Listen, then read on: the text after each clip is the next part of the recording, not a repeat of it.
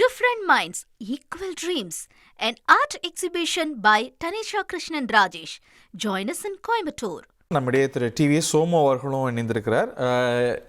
வயது வரம்பு வச்சிருக்கிறாங்க பல பொறுப்புகளுக்கு. இந்த வயது வரம்பு அப்படிங்கிறது பிராக்டிக்கலானதுன்னு நீங்க பாக்குறீங்களா? நிச்சயம் பிராக்டிக்கல் ஆனது தான். இதை ஏற்கனவே பண்ணிருக்கணும், பரவாயில்ல. ஏன்னா திமுக ஒரு ஏஜிடா இருக்கிறவங்களும் குறிப்பா செயல்படக்கூடியவர்கள் தான், இல்லைன்னு சொல்லல. இருந்தாலும் இப்ப பல பேர் நம்ம பாக்குறப்ப அந்த துடிப்பை தாண்டி ஏஜிடுல இருக்காங்க. அப்ப குறைந்தபட்சம் ஒரு 70 வயது அப்படிங்கிறதும், அதே மாதிரி அதுக்கு அடுத்தடுத்த பொறுப்புகள் இருக்கிறவங்களுக்கு ஒரு வயதை தீர்மானிக்கிறதும் ஒரு சரியான ஒரு விஷயம்.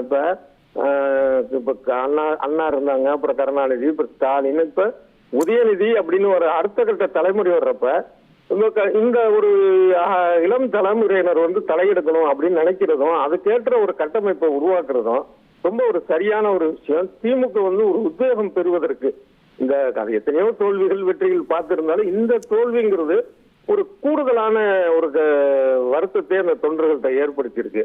அதை இந்த மாதிரியான விஷயங்கள் நிச்சயமா மாற்றி அது ஒரு உத்வேகத்தை ஏற்படுத்தும் அப்படின்னு தான் தோணுது. இது ஒரு நல்ல விஷயமா தான் தோணுது இது. ஓகே, இது மாநில பொறுப்புகளுக்கு அப்படின்னு வரும்போது ஒரு உச்சவரம்ப அவங்க வைக்கிறத நம்ம பார்க்கல. அந்த கட்சியுடைய பொதுச் செயலாளர் ஒரு மிக மூத்தவர், பல தலைமுறைகளை பார்த்தவர். ஸோ அந்த மட்டத்தில் வைக்காம கிளைக்கழக செயலாளர்கள்லேருந்து மாவட்ட செயலாளர்கள்லேருந்து ஒவ்வொரு மட்டத்திலையும் இந்த ஜூனியர் மோஸ்ட் போஸ்டில் வயது வரம்பு அப்படிங்கிறது 45 அப்படின்னும் அதை அசைன் பண்ணிக்கிட்டே போகிறாங்க. இது ஒரு ப்ராக்டிக்கல் அப்ரோச், ஒரு சயின்டிஃபிக் அப்ரோச் நீங்கள் பார்க்குறீங்களா? ஆமா, நிச்சயம் சரியான ஒரு விஷயம்தான். இப்ப இந்தியாவிலேயே பாத்தீங்கன்னா 2 அதாவது 3 கட்சிகள் தான் தேர்தலில் போட்டியிடக்கூடிய முக்கியமான கட்சிகள்ல. பிஜேபி, சிபிஐ, சிபிஎம் தான் ஒரு குறிப்பிட்ட வயது அப்படிங்கறத நிர்ணயிச்சு அதோட அந்த கட்சி பொறுப்புல இருந்து அதுல இருந்து ஒதுங்குறது இருக்கு.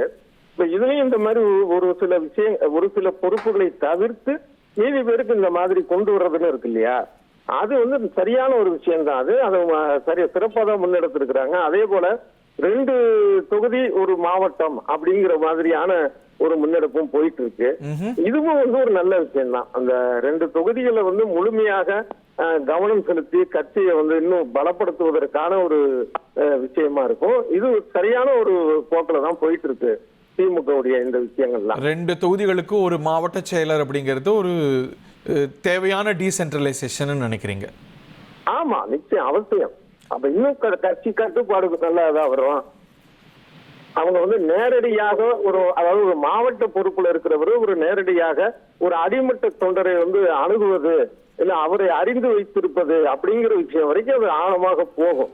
ஒரு பிரச்சனை தொண்டருக்கு அப்படின்னா நேரடியாக அந்த மாவட்ட செயலாளர் பார்வைக்கு போய் அதன் மூலமாக தலைமைக்கு வருவதற்கு இது ஒரு வாய்ப்பு. அதனால இது ஒரு நல்ல ஒரு விஷயம் தான் அது. ஓகே, நன்றி சோமு சார். நம்முடைய மூத்த பத்திரிகையாளர் திரு துக்ளக் ரமேஷ் அவர்களும் இணைந்திருக்கிறார். இந்த சீர்திருத்தங்களை எப்படி நீங்க பார்க்குறீங்க? இது முதல் கட்ட சீர்திருத்தம் தான். ஏன்னா ஏராளமான பரிந்துரைகள் கட்சியினுடைய நிர்வாகிகளால் தெரிவிக்கப்பட்டதாக உள் விவரங்களை நன்கு அறிந்தவர்கள் சிலரோடு பேசி நான் தெரிந்து கொண்டேன். அந்த வயது அதிகமானவர்களை விடுவிக்க வேண்டும், பொறுப்புகளில் விடுவிக்க வேண்டும், அது மேலே இருந்தே தொடங்க வேண்டும் என்று கூட கூறப்பட்டிருக்கிறது. அதாவது பொதுச் செயலாளர், பொருளாளர் ஆகியோரெல்லாம் கூட வயது முதிர்ந்தவர்கள். மாவட்ட செயலாளர்கள் விஷயத்தில் ஒரு கருத்து வேறுபாடு முதலில் எழுந்தது. என்னவென்று சொன்னால், சென்ற திராவிட முன்னேற்ற கழக ஆட்சியில் மாவட்ட செயலாளர்களாக இருந்தவர்கள் அமைச்சர்களாக இருந்து ஓரளவு வளமானவர்களாக இருக்கிறார்கள். அவர்களை இந்த பொறுப்புகளிலிருந்து கழற்றி விட்டுவிட்டால் புதிதாக வருபவர்கள் கட்சி பணிகளுக்கு செலவு செய்வார்களா என்பது மிக முக்கியமான கேள்வியாக யோசிக்கப்பட்டது, பரிசீலிக்கப்பட்டது. ஆனாலும் இந்த முடிவை ஒரு கட்டத்தில் எடுத்துதான் ஆக வேண்டும். எல்லாரும் வயது கடந்த கட்சி என்று சொல்ல ஆரம்பித்து விடுவார்கள். ஆகவே ஒரு 40-45 வயதுகள் இருப்பவர்களை அதிகமாக பொறுப்புகளில் நியமிக்க வேண்டும் என்ற கருத்து திராவிட முன்னேற்ற கழகத்தில் முன்வைக்கப்பட்டிருக்கிறது. அந்த கருத்து இப்போது பரிசீலிக்கப்பட்டு செயலுக்கு வரும் என்று தோன்றுகிறது. சென்ற தேர்தலில் சீட்டு கொடுப்பதில் எல்லாம் சிலர் ஆதிக்கம் செலுத்தி இருக்கிறார்கள். அது பற்றிய விமர்சனங்களும் முன்னாள் முதலமைச்சரிடம் கொடுக்கப்பட்ட அறிக்கையில் இருந்ததாக நான் அறிகிறேன். ஆகவே இப்படி பல குறைபாடுகள் திரு ஸ்டாலின் அவர்கள் கவனத்துக்கு கொண்டு செல்லப்பட்டிருக்கின்றன. அவற்றின் மீது என்னென்ன நடவடிக்கைகள் வரும் என்பதை நாம் பொறுத்திருந்துதான் பார்க்க வேண்டும். Different Minds, Equal Dreams, an art exhibition by Tanisha Krishnan Rajesh. Join us in Coimbatore.